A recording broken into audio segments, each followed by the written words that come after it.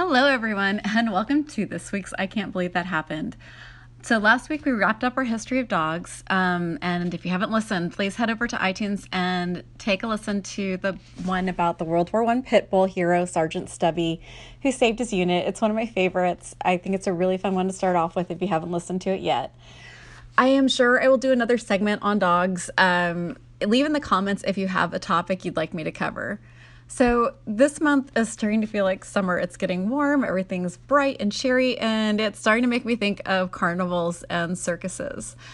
And I think that's going to be our next segment. So I'm going to be covering the history of different things about carnivals and circuses. And let your more wild friends know that next week's is going to be on the history of lion tamers, and that's going to be really special. So what are we looking at this episode? We're going to look at the history of carousels. The 5 surprising things you did not know about one of the prettiest rides at the carnival. Now, you might think of carousels as a calm ride for super little kids, but the start of carousels might really surprise you. So number 1, we're going to have to head so far back to the Turkish warriors of the 11th and 12th century. Now, I was doing research on this, and as you can imagine, games are not necessarily the best annotated things in history books. And I found 2 slightly conflicting ideas of when this happened. So one said 11th century, one said 12th century. I linked them both in the show notes. But the basic idea is that there would be going around in circles. Some of the pictures show people tied to a pole and were swinging around. Others were horses running around in circles.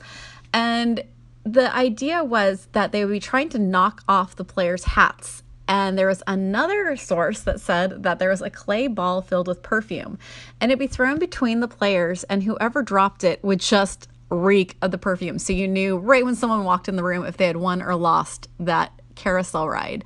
So the Crusaders brought this game back to Europe, where it became a display of horsemanship, and the French called it the carousel. All right, number 2. Now, this one's kind of fun. This we actually have an exact date for. It was in 1662 at the Louvre, when the Louvre was the palace for the French royalty.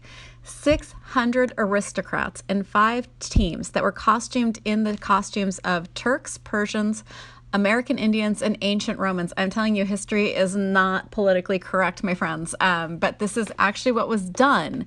And there was fake combat, and this is all done in the prince's honor. The prince had just been born, so there was this huge display of horsemanship that was done in honor of the newborn prince.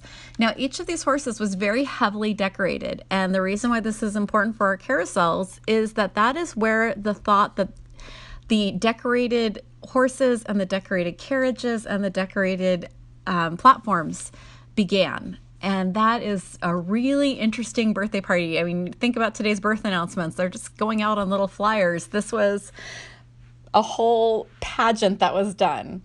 Now, this is one of my favorite facts because I wish it still existed somewhere. I would love to see this. Carousels became very popular in the 1700s in European gardens. And I'm going to do a whole podcast on this because there are crazy things that were going on in gardens. Like, you think that you can kind of get your brain around what some of these might be. And it's really hard to, because you have to also consider there was no AutoCAD. There was no computer programs. There wasn't even a way to mill and machine things. If you wanted to use a nail, you had to make it. And if you consider what they could do, it's mind-blowing, and I can't wait to do that episode for you guys, but I will get back on topic. And there were very small carousels that became very popular in the very, very wealthy gardens of the European aristocrats. And the reason they had to be very small was that they were built on platforms that would go in circles, and there would be beautifully carved, fantastical animals, dragons, horses, even some pigs. It was cute. But the reason it had to be small was it had to be light enough that the heaviest and strongest servant in the household would be able to turn the crank to make it move. So this was all human power. I did read some other sites that talked about animals powering it. I just couldn't find really good sources on that. So we're going to stick with that. It was mostly human powered. And oh, that poor person. You can only imagine how tired they were at the end of a party or a get together. Okay, number 4, and this is really neat because the Industrial Revolution changed everything. So if you think about when there started to be electricity and power, there was just nothing that didn't change and touch. And carousels were no different. So we had the advent of the steam power carousel. And that allowed for bigger carousels, heavier carousels, even multi-tiered carousels with organs in the middle that they could pipe the music through. It's amazing. And that eventually gave way to the electric carousel. Okay, number 5. This is really cool to find out. I did research on a whole bunch of different carousel carvers because this is an amazing art form. It is beautiful.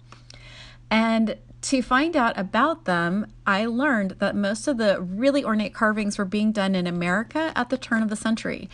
And if you know your U.S. history, and if you don't, no worries, I'm going to help you out a little bit here. But that was a huge influx of immigration to America, where there was a lot of Europeans coming over from the old country to the quote-unquote land of opportunity.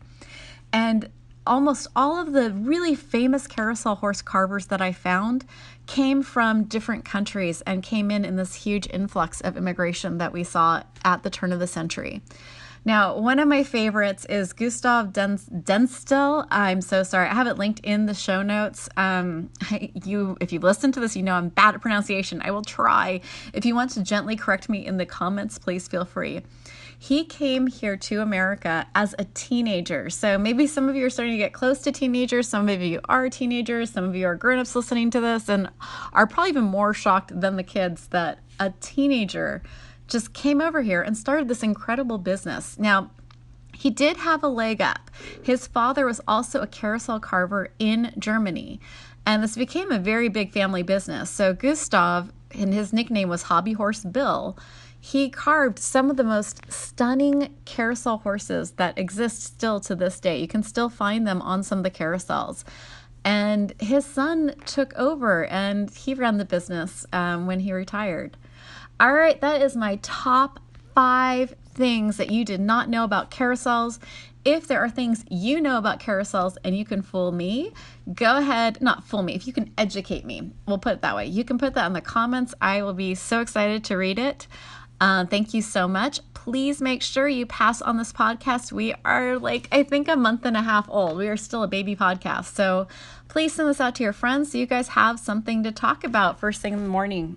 Have a great week, and I will see you guys next week for Lion Tamers, the top 5 things you did not know about lion tamers.